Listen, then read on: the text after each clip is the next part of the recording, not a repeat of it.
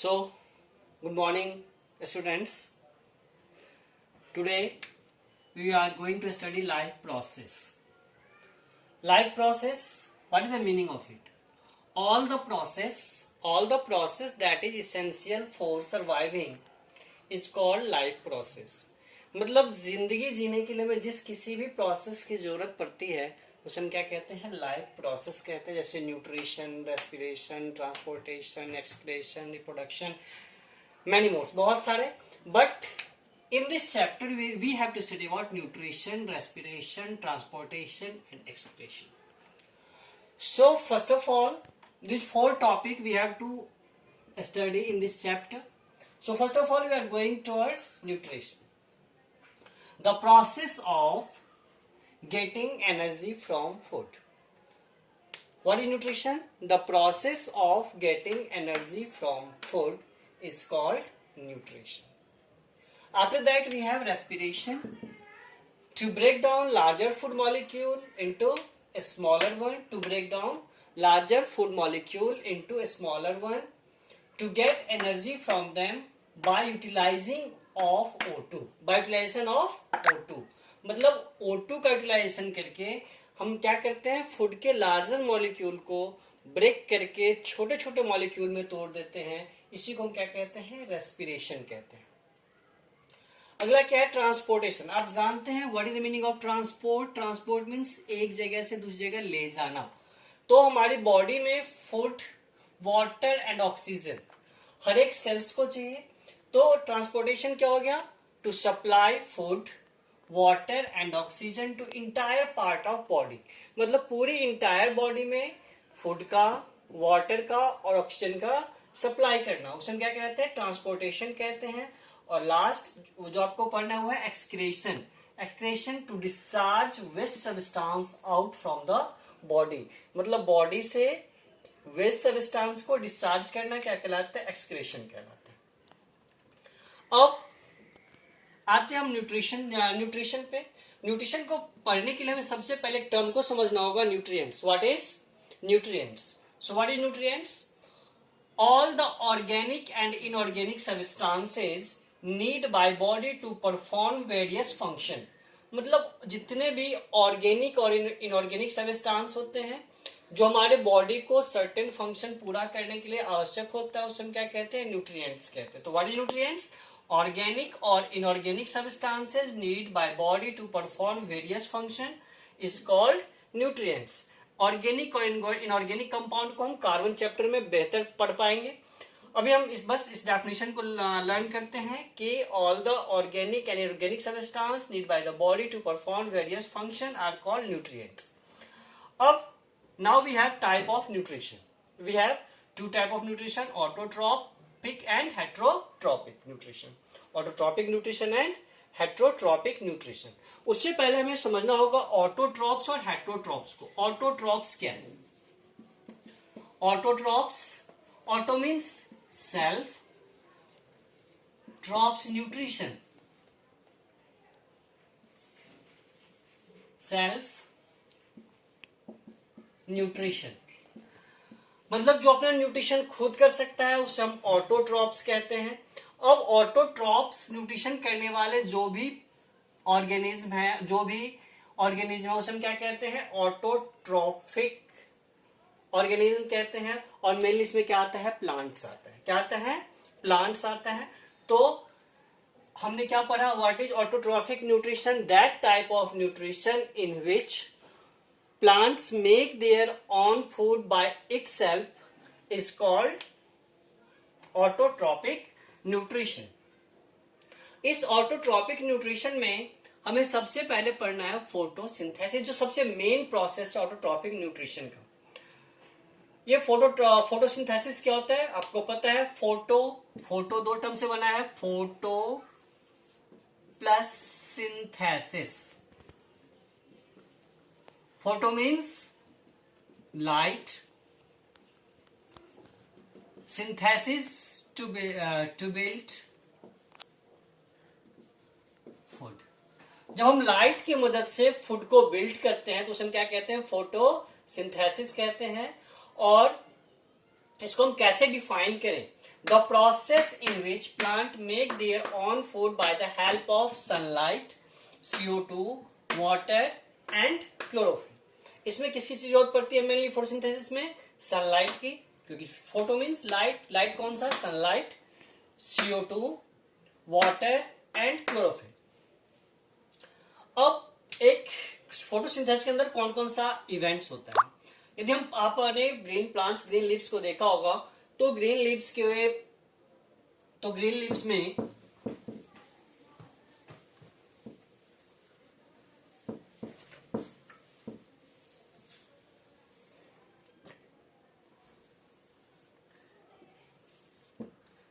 में बहुत सारे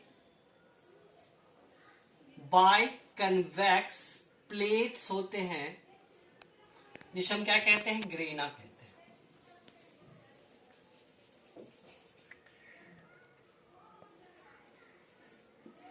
ग्रेना पर जब लाइट फॉल करती है तो क्या करता है? लाइट को एब्जॉर्ब करता है। तो इसका ग्रेना का काम क्या है? Absorption of solar light. ये क्या करता है? एब्जॉर्प्शन ऑफ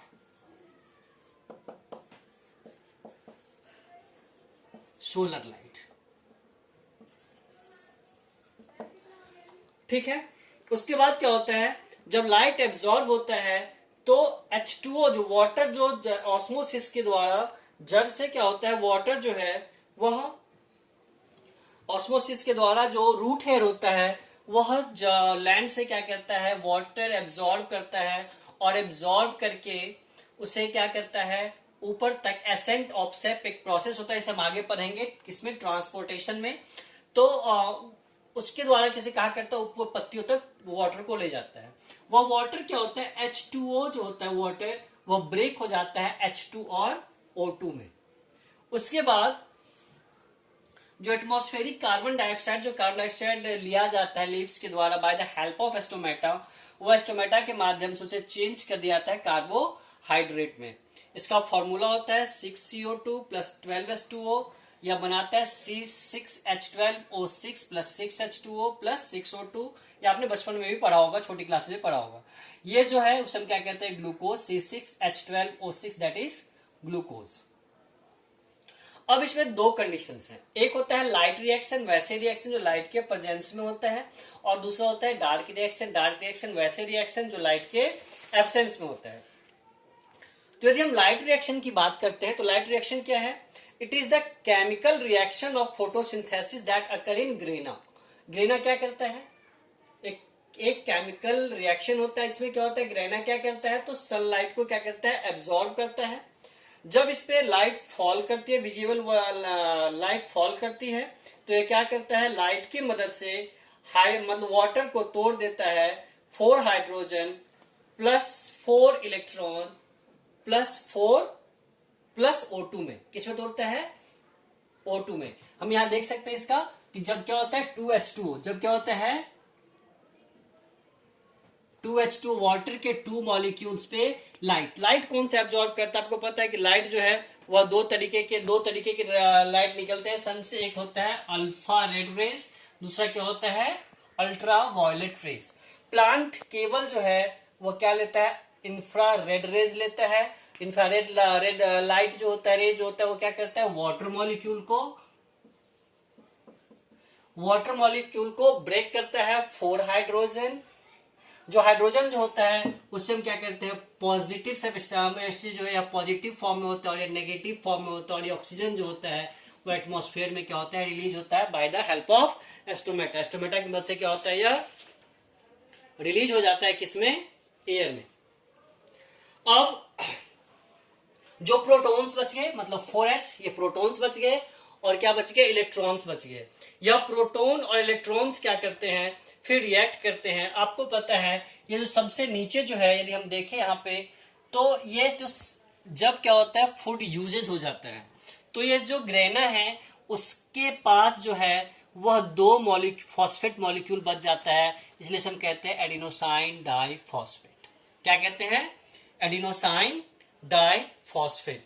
यह जो एडिनोसाइन डाइफॉस्फेट होता है, जब यह क्या करता है? यह जो है वह फॉस्फेट, जब वो क्या होता है लाइट रिएक्शन होता है तो एक फॉस्फेट मॉलिक्यूल्स इसके साथ क्या होता है जुड़ जाता है, और एडीपी जो है वह एडीपी में एक फॉस्फेट जो जुड़ता है, एडीपी में क्या जुड़ता है, एक फॉस्फेट मॉलिक्यूल जुड़ता है और प्लस एनर्जी जुड़ता है, यह चेंज हो जाता है किसमें, एटीपी में। किसमें चेंज होता है, एटीपी में चेंज हो जाता है। ATP adenosine try phosphate, ADP adenosine.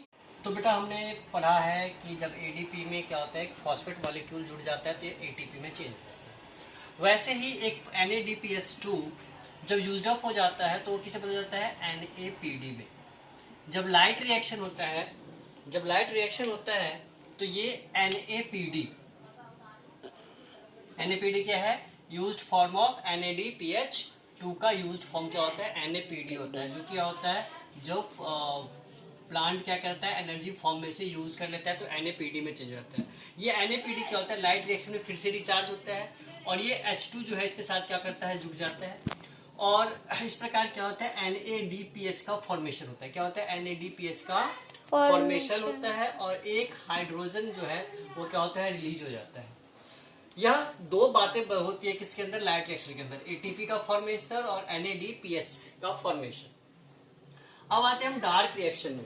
Dark reaction को हम मेल्विन केल्विन साइकिल भी कहते हैं, और यह डार्क रिएक्शन जो है इसमें सबसे पहले क्या होता है, तो CO2 ऐड होता है RUBP में। किसमें ऐड होता है, RUBP में। RUBP का फुल फॉर्म क्या है, राइबोल्यूज बाई फॉस्फेट। क्या नाम है, राइबोल्यूज बाई फॉस्फेट, बाई फॉस्फेट। इसमें क्या होता है, एक CO2 मॉलिक्यूल ऐड होता है और यह बदल जाता है 2PGA में। किसे बदलता है, 2PGA में, फॉस्फोग्लाइसरिक एसिड। किसे बदलता है, फॉस्फोग्लाइसरिक एसिड। यदि हम इसका नाम लिखें तो क्या नाम लिखेंगे, ग्लाइसेरिक एसिड। ये क्या होता है, बदल जाता है। अब यह जो PGA था, यह जो लाइट रिएक्शन में ATP बना था और NADPH2 बना था, वह क्या होगा, आपस में जुड़ते हैं, आपस में केमिकली रिएक्ट करते हैं और क्या बनाते हैं, GAP, NADP, ADP and pi. आपने एक नया चीज देखा, GAP। क्या देखा, GAP का मतलब क्या है, यह जो GAP है इसका फुल फॉर्म होता है ग्लाइसेरल डिहाइड फॉस्फेट। क्या होता है, ग्लाइसेरल डिहाइड फॉस्फेट, ग्लाइसेरल डिहाइड फॉस्फेट। ये क्या होता है, गैप का फुल फॉर्म होता है। क्या होता है, गैप का फुल फॉर्म होता है। ठीक है, so that is called gap. और इस प्रकार क्या होता है, फिर से एनर्जी यूज्ड अप हो जाती है और NADP और ADP का फॉर्मेशन होता है, तो एक फॉस्फेट ग्रुप इसे क्या होता है, निकल जाता है, और इस प्रकार फिर से जो है वह एनर्जी करेंसी सेल्स क्या हो जाते हैं, खाली हो जाते हैं। फिर से दोबारा जब लाइट आती है तो फिर से सारे प्रोसेस क्या हो जाते हैं, शुरू हो जाते हैं। अब फोटोसिंथेसिस प्लांट में क्यों होता है, क्यों होता है, for the production of food के प्रोडक्शन के लिए। उसके बाद ग्रीन प्लांट जो है वह क्या हमारे लिए इसेंशियल है एनवायरनमेंट के लिए, क्योंकि वो क्या करते हैं, balancing of CO2 and O2 करते हैं, balancing of CO2 and O2 level. CO2 और O2 लेवल को क्या करते हैं, बैलेंस करते हैं। अब किस कारण से फोटोसिंथेसिस क्या होता है, इफेक्ट होता है। सबसे पहले लाइट से, लाइट नहीं रहेगा फोटोसिंथेसिस नहीं होगा। दूसरा CO2, third is temperature, fourth is water. उसके बाद एनाटॉमी ऑफ लीफ का स्ट्रक्चर क्या है, एनाटॉमिकल स्ट्रक्चर पे डिपेंड करता है। दूसरा क्लोरोफिल के स्ट्रक्चर पे डिपेंड करता है, और तीसरा एज ऑफ लीफ पे डिपेंड करता है। लीफ की जितनी ज्यादा होगी उतना ही क्या वह कम फोटोसिंथेसिस कर पाएगा। Thank you.